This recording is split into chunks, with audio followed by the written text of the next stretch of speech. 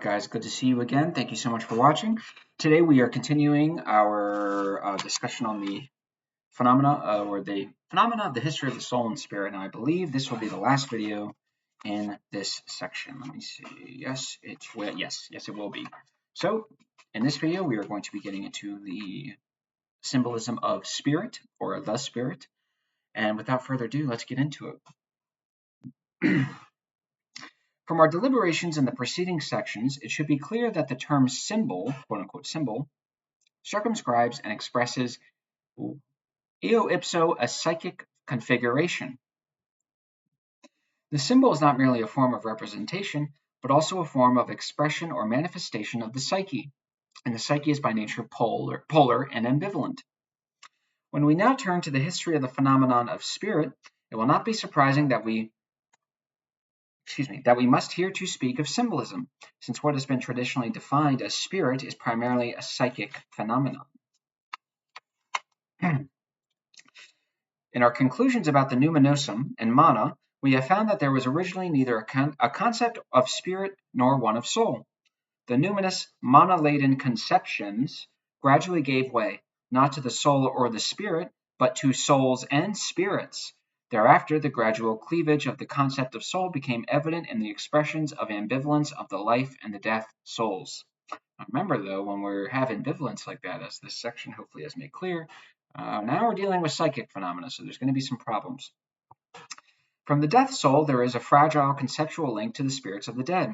And in these souls of the dead, or quote-unquote demons, the notion of spirits takes on the character of a concept. These demons are mana with a negative effectuality around which all kinds of apparitions, ghosts, specters, and spooks come into play.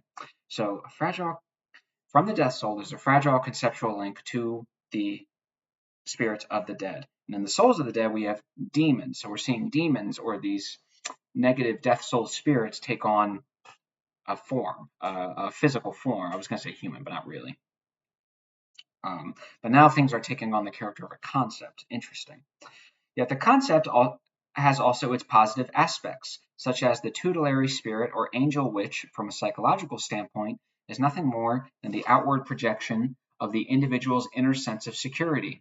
So we're seeing here the two poles in which spirit at the time, this is say the time during mythical conscious structure, so the unperspectable world, spirit took on a psychic emphasis, a psychological emphasis. And we can tell this because we are seeing spirit being projected outward into psychological loose concepts. I don't want to say full concepts, but psychological symbols and images. So the death pole of the soul, that should be a clear, is represented in demons, spirits of the dead, where of course we have the angels are another form of the spirit, which are angels of security and life. Now, as you can see, spirit has taken on this polar complementarity psychic aspect. So this is what's happening. Spirit was not properly understood and cannot be properly understood unless one awakens integral consciousness. If they are sticking with the mythical structure, you're going to have problems. You're going to psychologize it and you're going to project it. If you run into the mental, we'll be getting that later in this section, you're also going to have a problem. I bet you can guess what that's going to be. But yeah, the individual's inner sense of security gets projected outwards into the angels have watched over me. So I made a really good decision. I made that decision based on intuition and based on my experience. And maybe I decided not to inject heroin like when all my friends did. And then 10 years later, I look back and I say, I have a spiritual angel guiding me. No. That's a psychological projection, my friend. It's got nothing to do with spirit proper. The visibility of this inner security, which works from a secure presence of unrecognized quote-unquote knowing, this making visible or becoming visible of security within us, is recognizable in our realization afterwards that we have reacted correctly in a given situation. Even today, this misleads us into projecting this inherent power, which to the understanding seems to be a superpotency, into an external power like the personification of the guardian angel. So when you don't do heroin and you go on to have a family and you have the white picket fence and the cut grass, great. That was not angels guiding you, or at least not in that way. There might be, but not the way you're thinking of.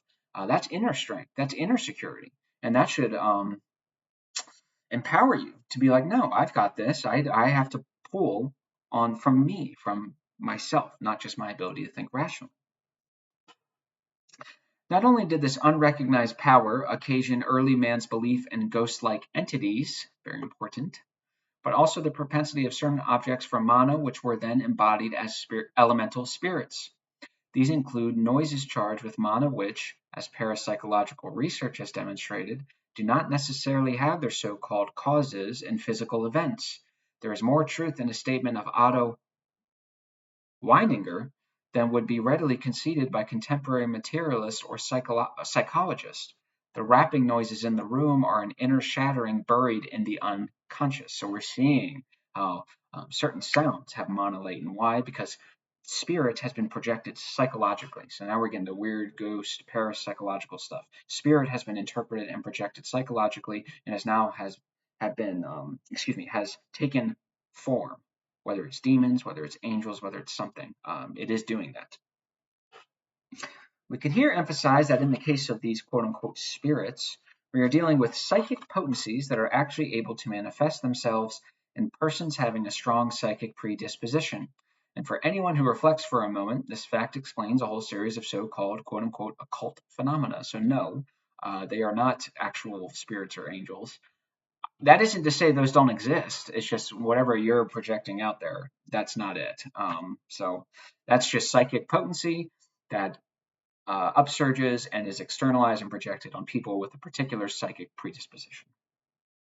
And he says that explains actually a lot of so-called occult phenomena. Actually, there is more evidence of such phenomena than complacent average persons and even less secure solid citizens find tolerable. Our interest, however, lies in the connection between the concept of spirit and the originally mana-laden soul, and not with the so-called occult side of such manifestations. But that's the thing about Gebser. He takes these things seriously. So he'll take occult seriously. That doesn't mean he's going to agree with everything they say, but he will take it seriously. He will not dismiss it like the rationalists do. Take astrology. In fairness to the rationalists, there's a lot of idiots, these dumb 16-year-old future kind of namaste and healing your chakras. It's like, yeah, we got it. You're nothing. So I understand why they would kind of dismiss based on that. But take like getting your astrology chart read. Have you actually taken it seriously? Have you done it? Have you looked into it? Or did you dismiss it preemptively because it doesn't make sense rationally? I agree it doesn't make sense rationally. That doesn't mean it's not effective or true. You're deploying the wrong mode of thought, but this isn't a rationalism.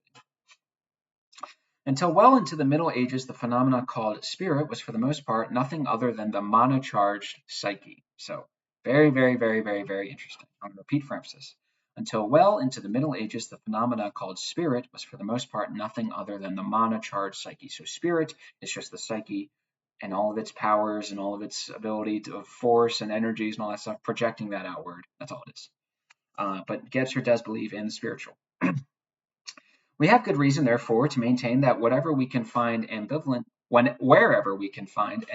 traits in a quote-unquote concept of spirit, we are not dealing with spirit, but with preeminently psychic phenomena. So that's kind of what I was talking about. Anytime you start to see a 2D flat circle yin and yang characteristic of spirit, that's not spirit, my friend. Spirit, we'll get to that at the end of this video, but that is not spirit. That's mana-laden, mana-charged psychic projections is what that is. This includes also interpretations which falsely attribute unitary or unified characteristics to the spirit. So, of course, if you see the 2D flat circle, that's mythical, you know that's bullcrap. And of course, if you see the unified, what's that going to be? Magic structure. So we don't do that either. The univalence of magic, the ambivalence of psychic, the trivalence of the mental consciousness are not, in themselves, valid expressive forms of the spirit. Very few of those who speak of the knowledge of the spirit, for instance, seem to sense their strong attraction to magic. All forms, actually, no. Let us now examine some of the early expressions associated with the conception of spirit. First of all is the Hebrew word rauch, or rauch, R-U-A-C-H, a feminine noun rendered in versions of the Old Testament mostly as spirit, sometimes as wind. Martin Buber and Franz Rosenzweig have furnished a detailed etymological description and analysis of this concept of spirit, which is most likely the oldest in our cultural heritage. The Hebrews, according to this analysis, conceived of rauch or ruach as an oppositional principle to nephes, N-E-F-E-S-C-H, or soul. So we have as an oppositional principle, spirit as an oppositional principle to soul. soul and spirit, not soul or spirit. It has the same meaning as other concepts of spirit, like Greek pneuma, wind breathes spiration. The Greek word logos has similar denotations to the extent that it is translated as speech and later word. A breath becomes sound, as it were. As we observed earlier, the Greek concept of spirit, nous or nous, so N-O-O-S or N-O-U-S, is of numinous origin, and its meaning shifted from heart to power of thought. Excuse me. The earliest Greek doctrines about the sun ascribe a solar origin to nous, N-O-U-S, naming the sun as its source. It was not until Aristotle that nous became hypostatized or objectivated. So, of course, once the rationalists come in, now spirit becomes physical, becomes material, becomes spatial, becomes personified. Latin spiritus initially meant breath of air, wind, breath. Like anima, it acquired later the sense of soul, and only much later the sense of spirit as opposed to anima. All of these conceptions are still present today in the modern derivatives of Latin spiritus, English spirit, French esprit, Spanish espirito, all of which echo the earlier conceptions. One sec. The German word Geist, spirit, has been traced by Rudolf Hildebrand in his notable and informative article in Grimm's Deutsches Wörterbuch to its basic denotation of breath, respiration, wind, along the lines of Wilhelm Humboldt's discussion in the postscript to his Über den Geist der Menschheit. So clearly, you are seeing a lot of connections between breath, wind, and spirit. And obviously, there are connections between the soul and spirit. So when you remember, you have to put aside your rationalist A equals A and can only equal A, so as not to contradict. That is simply not how it worked. The rationalists would consider a whole bunch of contradictions. These aren't really contradictions. They're polar complements. So you kind of expect to see characteristics of both soul and spirit to manifest in each other. Things that are more considered to be characteristics of spirit might be manifest in aspects of the soul, and same thing vice versa. From all this, one could with justification define the basic meaning of spirit as the life force itself, thereby placing it into the context of the realm of mana that is also expressed by the word psyche. So that's what the point I was about to make. When you see breath and you see air and you can see this sort of immeasurable energy that flows through, that's spirit. It is evident from these particulars that all of those words which for us convey today a denotation of spirit rather than of soul are derived from the realm of mana and soul. So we're going to see a very close affinity between soul, mana, and spirit.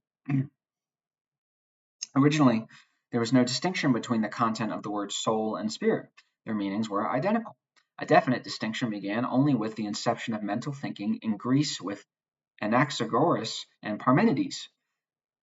It has its first formulation in Parmenides' axiom. Thinking and being is one and the same.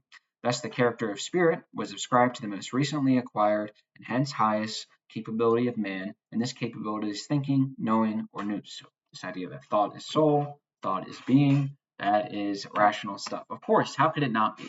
How could it not be? Directed, rational thoughts are the new tool.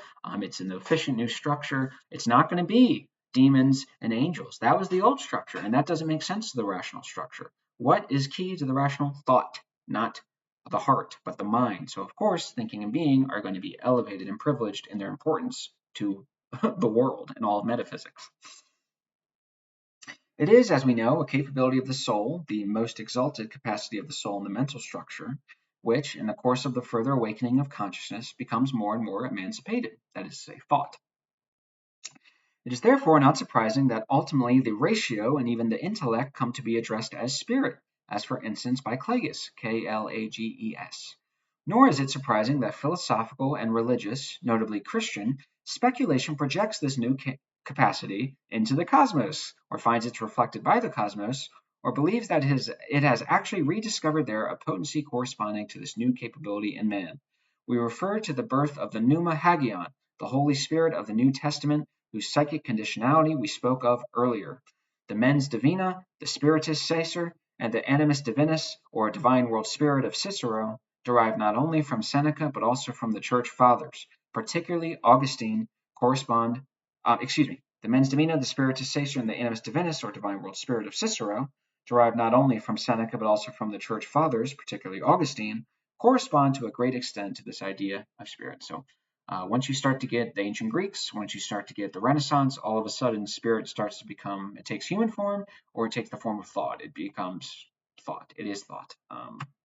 Gebser does not approve. Here we must note a fundamental point. We must bear in mind that the existence of a spiritual principle, even for the early age, is beyond question. So none of these people deny the existence of the spirit. Maybe we shouldn't look back and sneer at these people who were very bright, very intelligent. They just weren't rationalists. They knew what they were doing. They employed the correct mode of understanding to understand these unique aspects of the world and the human condition. They didn't just dismiss it because it can't be tangibly grabbed on. The fact that it cannot be distinguished for that time in an isolated conceptual form does not speak against its existence. So there you go. It has without a doubt its effectuality.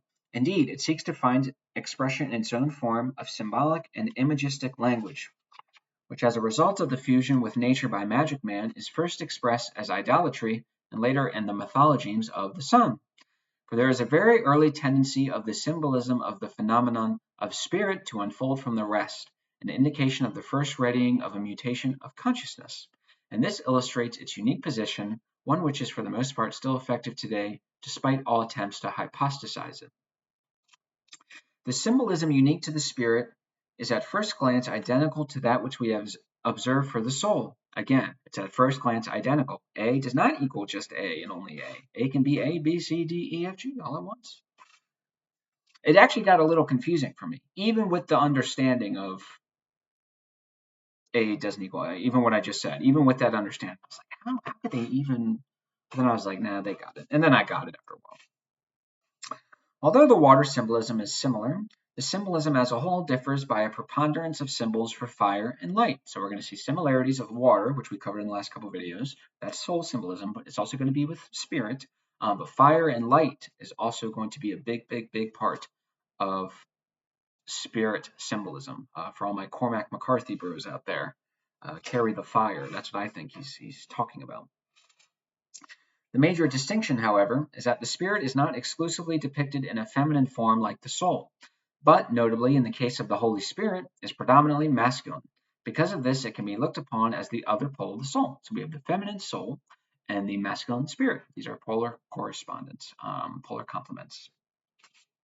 In any event, this particular constellation abetted, if only unconsciously, the later conceptual dualization of the two phenomena.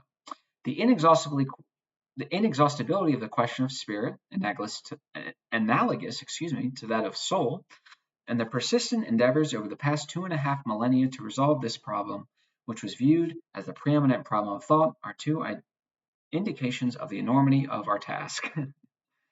I'm going to skip ahead a little bit. We began by examining the origins of the phenomena of spirit and proceed to delineate its basic structure, a structure conditioned by, yet differentiated from, the psyche. We also noted the symbolizations which illustrated the initially irrational phenomenon of the spirit. These symbolizations are of many and diverse forms. The symbolism of light and fire is well known, as it forms the general store of imagery of the religious interpretation of spirit. In this, the light symbolism is the later form, representing the heightened or elevated form of fire symbolism. So fire symbolism is very important. You see this in ancient myth, particularly probably Christian myths. That's a good indication that that could be what the authors, so to speak, envisioned. This is what they meant. Yes, fire is spirit. Again, myth is symbolism. It's not this nonsense. The bird symbolism is equally familiar. So this is why I got a little confused, because of course the bird, the air, the representation of air, the winged bird, that's the death pole of the soul. It's also going to be represented in the spirit because they're polar complements. It exists not only in the singular form as the Holy Spirit symbolized in the dove, the logos as well as pneuma is pluralized and conceived as winged beings comparable to birds.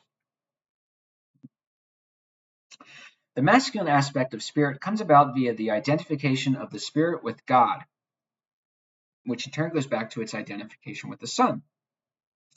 This sun symbolism explains also the identification of spirit with constancy, a characteristic which forms a natural opposite to the periodicity and change expressed by the lunar symbolism, which reflects the waxing and waning of the soul's powers. Fascinating. So the soul waxes and wanes, or excuse me, the moon, of course, waxes and wanes.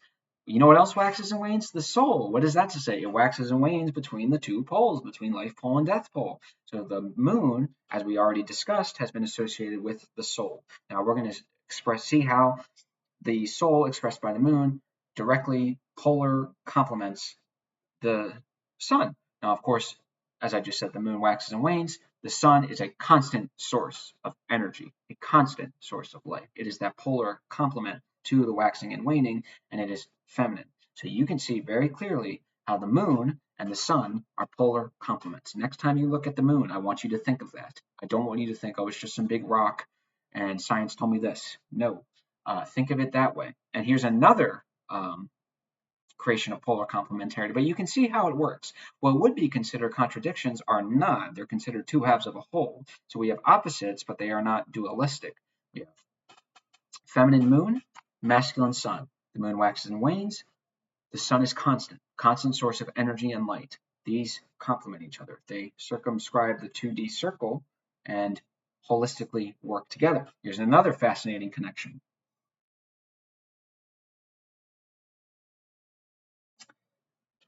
The association of the moon with the soul is an expression of the soul's powers. The fact that we can even do that speaks to the soul. The association of the moon with the soul is an expression of the soul's natural affinity to spirit. The power of the spirit shines only dimly as an indirect light through the lunar soul.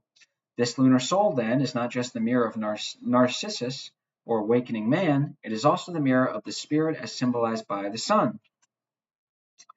The objection could be raised, and we must dwell a moment on this objection, that this mode of observation is only a hypothetical construct. Hypothetical because such interpretations of the symbol cannot be correct inasmuch as non-mental man would have lacked the basis for such conceptions or deliberations. In order to have perceived things our way, one might object, he would have had to know that moonlight is only indirect sunlight, and it is a proven fact that he did not know this. So another expression of the polar complementarity, we have the constant source of light with sun, as I just expressed, but we also have that the light that beams from the sun onto the moon reflects backward and creates moonlight. Now, scientifically, it's not quite that. It's a little reductive scientifically. I understand this. Nonetheless, it still does express the point. The light from the sun reflects from the moon and engenders and ensures that polar complementarity. Consequently, such an interpretation will not hold up. It would surely be an error if we were to draw such a conclusion. Now, this is some fascinating stuff too. This is some really fascinating stuff. One second. Consider, for example, the following. It is well known to those familiar with manifestations of so-called primitives that the number 9 has a particular significance in their views and utterances. The importance of the number 9 is also the fact that it is the significant number for human gestation, inasmuch as a human pregnancy lasts 9 months, but the primitive lacks any knowledge of the causal interconnections between conception and birth, as various scholars have shown. In magic and mythical man, a different kind of knowledge is at work. He does not know something, rather, it knows him, and consequently, the circumstances and things affecting him.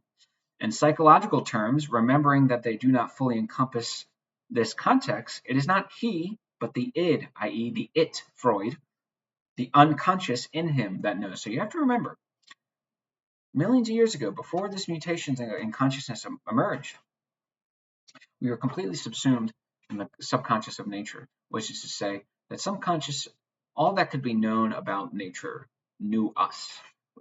We did not know in a rational sense these things. Rather, it knew us and manifested and worked its way through us. So when they had the connection between 9 and the gestational period, 9 months of pregnancy, of course, the creation of life, they had no idea of a scientific understanding of these things. They had no idea. That they didn't have, it was a different kind of knowing, right? It was a more holistic, deep, and sound knowing because they are not too far from being released from the subconscious of nature, let's say, of knowledge intuitive knowledge of all aspects of the human condition and the world. And this is another reason why rational knowledge can be very shallow. So some of these ancient, and we're going to talk about a few examples, but when you go back and you get in all these weird ancient mysteries, you're like, how do they know this stuff? It must be aliens. No, they actually had a different mode of knowledge, a different mode of understanding. And that mode of knowledge, though not rational, was pre-rational, and in turn conferred a greater degree of clarity and just intuitive sense knowing, not logical proofs knowing. Oh, I know that's true because A is greater than B is greater than C, so it can't be the other way. It must be this way. It wasn't like that. It was boom, got it. Interesting. This is also the probable explanation for the fact that the measurements of the Cheops pyramid reflect with surprising accuracy cosmic dimensions, the Earth's circumference, the distance between the Earth and the Sun, and between the Earth and the Moon, and so on. The profound affinity of man, particularly magic man, to the world, his deeper inherence in and attunement to it, are mirrored by this context of knowing, just as for mythical man, his correspondence with the mythical events guarantees the world's coherence. So, of course, the thing discovered by Magical Man was nature. So his knowledge, so to speak, if you want to use that word, of nature, while not rational and while it is pulling upon the vital forces that drive us through the experiential knowledge, nonetheless, it was very, very profound, and you were able to accurately measure, as you said, the cosmic dimensions with the pyramids, where nowadays we look back and we just say, oh, aliens must exist, because there's no possible way. You made the rationalist mistake and assumed that everyone was just an idiot until the Renaissance, and now, thankfully, you get to have perfect clarity and go back and point out everyone's mistakes. No. The dynamism of the spirit, which even today is conceded to it, particularly in Catholic doctrine, is also an outgrowth of the sun symbolism. This is a further expression of the spirit's essentially psychic emphasis. There is, on the other hand, also a de-dynamization of the spirit, notably in Protestant theology, where even the Holy Spirit is conceived of as a person. So that's what I was saying with the mental structure.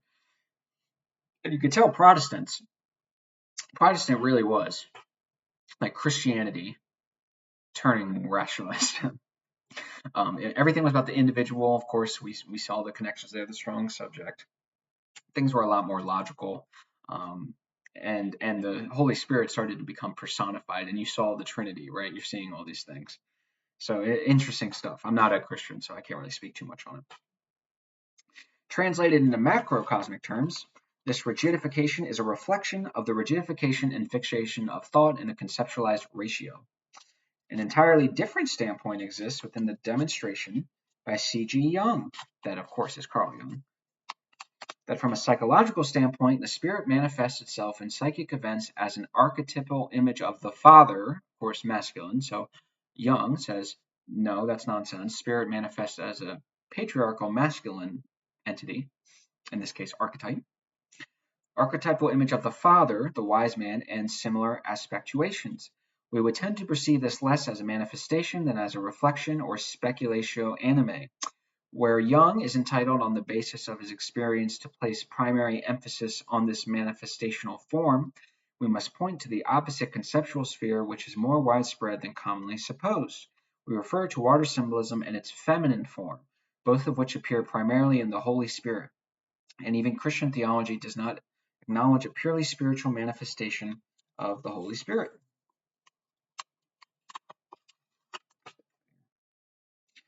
The water symbolism is vividly expressed in the outpouring of the Holy Spirit at Pentecost. The Spirit is poured out as only fluids, especially water, can be treated. The emphasis is on the image, that is, on the soul rather than on the Spirit, although fire is, of course, also a natural symbol for the Spirit. In baptism, too, which has come down to us in the form of both fire and water, the spiritual aspect has an important role in invigoration and rebirth. It is perhaps the living spirit inherent in water and characteristic of this maternal element which fostered a feminine conception of the spirit. Remember Joseph Campbell when he talks about his interpretation, where it's the breathing of new life. Water, when the baby is baptized, the water sort of births a new life in spirit in the Christian world. In any event, the Holy Spirit was also represented as a living stream of water, and it was conceived in Gnosticism to be a feminine being who is addressed as mother in Gnostic doctrine. This view is not, however, limited to the Gnostics. Origen, or Origen, has recorded an my least favorite word, apocryphal saying of Christ in his commentary of John, which reads, "My mother, the Holy Spirit, has just seized me and brought me to the great mountain Tabor." So what Gebser is trying to do right now is trying to show you all the different conceptions of spirit as feminine. And when you conceive spirit as feminine, it very clearly creates that polar complementarity to the masculine soul. And why spirit is symbolized by a female dove. Already a symbol of soul to the Greeks, the dove indicates the psychic accentuation of this feminine manifestation of spirit. The patriarchal attitude of the Hebrews most likely determined the feminization of their word for spirit, since an equalizing and counterbalancing force of a maternal spirit was a necessary call of the active and vengeful paternal god. We see this psychic polarization even today, although in deficient form.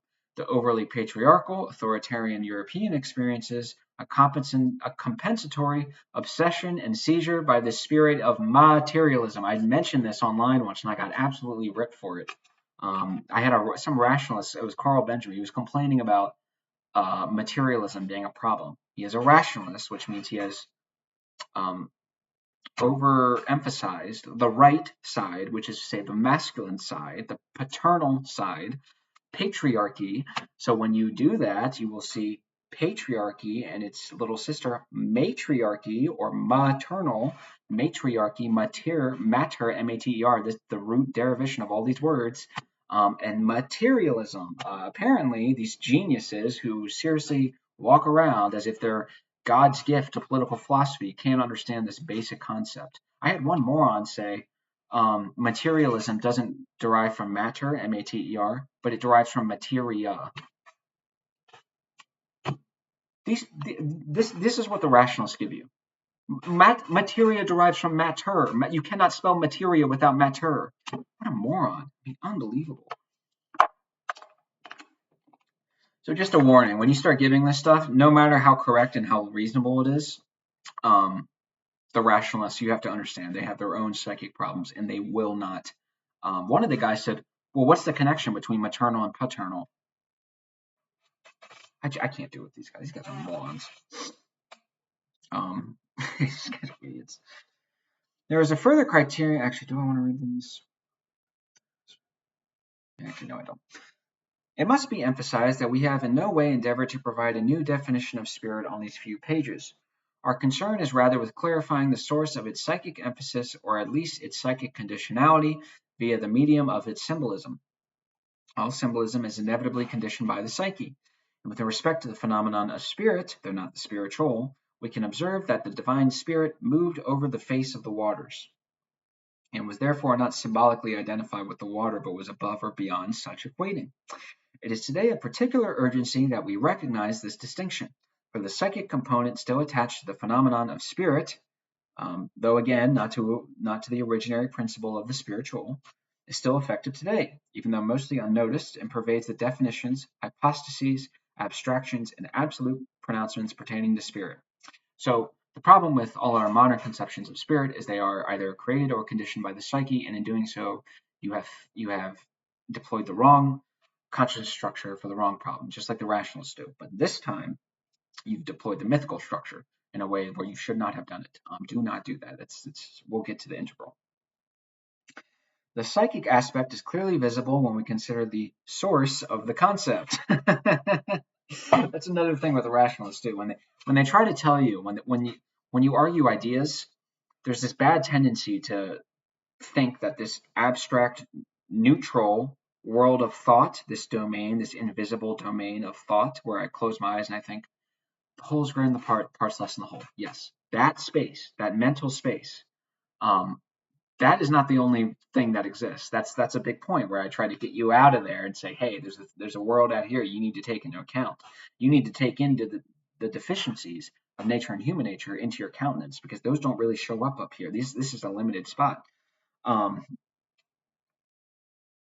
was I going to say? That's right. So when you hear someone say, no, you must only deal with the ideas, or the ideas are neutral, or any of that crap, just ask them. Ask a rationalist. Be like, you would agree this is an idea, right? Like this idea you just gave me, and they'll go, yeah, that was an idea. And that's neutral? Yeah, that was neutral. What's the source of these ideas? And then just watch them go, what do you mean? Well, these ideas came from somewhere. Where did they come from?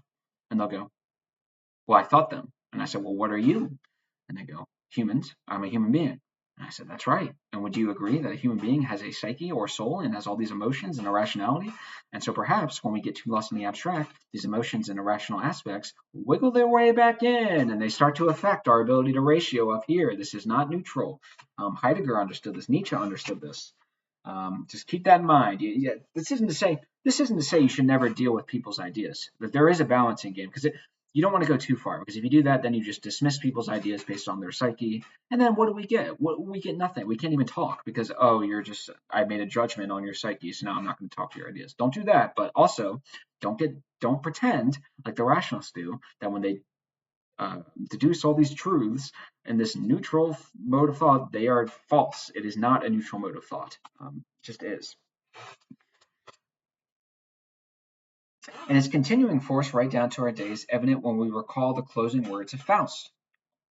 The eternal feminine draws us ever onward, which have a remarkable affinity to the apocryphal saying of Christ quoted by Origen. Then he says, there is a quote from the alchemist Zosimos, soul is distinct from spirit. This distinction is clearly expressed in a vignette from the Book of the Dead, that's the Egyptians, of course. The most striking proof of the difference is most likely that the spirit was given quite early attributes besides that of polarity, which emphasize its opposition to the soul. And to the extent that luminescence becomes a prominent attribute of spirit, its various forms are associated with conscious processes and erroneously equated with thinking or reason, understanding or intellect, most notably in philosophical discussions. So anytime philosophy gets their hands on some symbolism, they interpret the sun and the light emanating off it as clarity of consciousness. Now, in fairness to them, this isn't an entirely absurd interpretation to make. I could very easily see myself without reading Gebser making that interpretation. It's not really that crazy, so I don't want to pick on them too bad. But they are wrong. They're not necessarily wrong. It's just not just that. You also have to keep in mind that spirit is what represents these things as well. So keep that in mind. It's not just that. The theological tradition has subordinated spirit to God, and the Catholic Church has thus retained the power over souls and spirits, fully conscious that the maintenance of the spiritual world would be entrusted to a later time. Thus the Church opposed the untimely defenders of the spiritual, knowing that the physical eradication of its defenders more than likely strengthened the spiritualistic psychic power of the persecuted viewpoint. So you killed the man, but not the idea, right? That's you made a martyr, and now you messed up, because if you killed the guy that was saying all this stuff, that sounds like to me that the powers that be don't want him doing that. If the powers that be are going to kill this guy just to maintain power, doesn't sound like I'm going to follow you. The decision to subordinate the spirit to the Trinitary God came at the council at Nicaea in 325 AD and resolved the feud between the Athanasians and the Arians, Arians, in favor of the former. The Arians, who placed the spiritual above the Trinity, were exterminated by fire and sword, along with many other heretical religious groups who came after the Manichaeans and Arians. The Cathari and the Knights Templar were the most recent to suffer this fate. So, as he said, the theological tradition has subordinated spirit to God. The Arians said no, spirit is above the Trinity, above God. That was a problem. Commensurate with the mental structure, spirit was first singularized, whereby the many spirits became one spirit. Second, the spirit underwent abstraction, becoming conceptualized and later rationalized and perspectivated. Third, the spirit was absolutized and isolated. And lastly, as a reaction to this isolation, was for the most part negated. I don't know why I didn't underline this. I'm going to read this. Actually, I'll just go back. I'm going to read that for emphasis. That was a really good summation. So to summarize the mental consciousness structures interpretation of spirit, here it is. Commensurate with the mental structure, spirit was first singularized. Of course, we see this. We see from soul gods to God. Remember, we from the gods to God, and that was a mirroring of the pattern of consolidation of consciousness. That is to say, the consolidation of ego, and that's mental structure stuff. Whereby the many spirits became one spirit. Second, the spirit underwent an abstraction. That's the mode of thought that mental structure relies on, becoming conceptualized and later rationalized and perspectivated. Third, the spirit was absolutized and isolated, so it was isolated from the God or whole Trinity or soul. And lastly, as a reaction to this isolation, was for the most part negated. You also saw it took on human form with Martin Luther. Philosophy very nearly sustained its major and incontrovertible achievement in the wake of its most extreme results, namely the liberation of thought from its magical and mythical fetters and conditionality. So this is the one thing that rationalists have really achieved, and I mean that sincerely. They separated clear, rational thought from irrational nonsense, and that is a good thing. That is a good thing. Do not reject rationalism and go back to deficient irrationalism. That is absurd. I don't want to live in that world. I would never want to live in that world. That sounds terrible. But that's what philosophy really did. It separated clear rational thought from irrational theology and all this mythical soul and spirit stuff. Only the ultimate attempt to transcend its own limitations, the limitations of thought, or to dissolve dialectically the subject-object relationship, was doomed to fail. For thought can only function within itself while directing this relationship. So the problem with philosophy is that it's not aware of its own limitations and it thinks it can solve everything, but it can't.